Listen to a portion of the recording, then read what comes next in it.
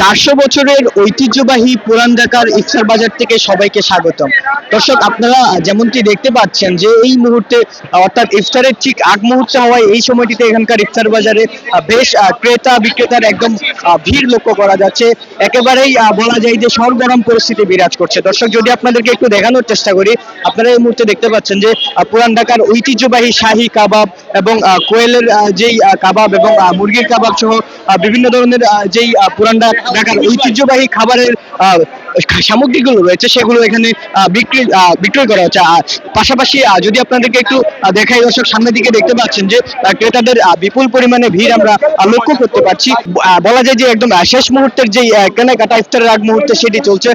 এবং যেমনকি আপনারা দেখতে পাচ্ছেন যে এখানকার নিয়মিত ইফতারের যে আইটেমগুলো এবং পাশাপাশি যে শাহী জিলাপি রয়েছে পুরান ঢাকার, সেই শাহী জিলাপি আপনারা দেখতে পাচ্ছেন। এখানকার জিলাপিগুলোর এক একটির আকার যেমনটি আপনারা দেখতে পাচ্ছেন যে একদম ছোট থেকে বড় পর্যন্ত একদম বিরাট পরিমাণের যে সাইজ সেটি আপনারা দেখতে পাচ্ছেন। পাশাপাশি ইফতারের যে অন্যান্য আইটেমগুলো রয়েছে সেগুলো এখানে এখানে ক্রয় বিক্রয় চলছে।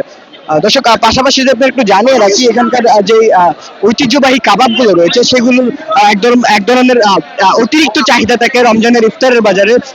সেটিকে কেন্দ্র করে আপনারা দেখতে পাচ্ছেন যে কাবাবের দোকানগুলোতে ক্রেতাদের অতিরিক্ত ভিড় এবং এক ধরনের হাট ডাক এখানে চলছে। যেমনটি আপনারা দেখতে পাচ্ছেন যে এর পাশাপাশি রয়েছে এখানকার পুরান ঢাকার ঐতিহ্যবাহী যে কাবাবগুলো রয়েছে, অর্থাৎ যেখানে আপনারা দেখতে পাচ্ছেন বাদামের শরবত, বিভিন্ন ধরনের আইটেম এবং ঐতিহ্যবাহী যেই রুটিগুলো রয়েছে, বিশাল বিশাল সাইজের সেই রুটিগুলো দেখতে পাচ্ছেন। পাশাপাশি এখানকার যে শাহী পরোটা রয়েছে, পুরান ঢাকার ঐতিহ্যবাহী শাহী পরোটা, সেটি এখানে দেখা যাচ্ছে।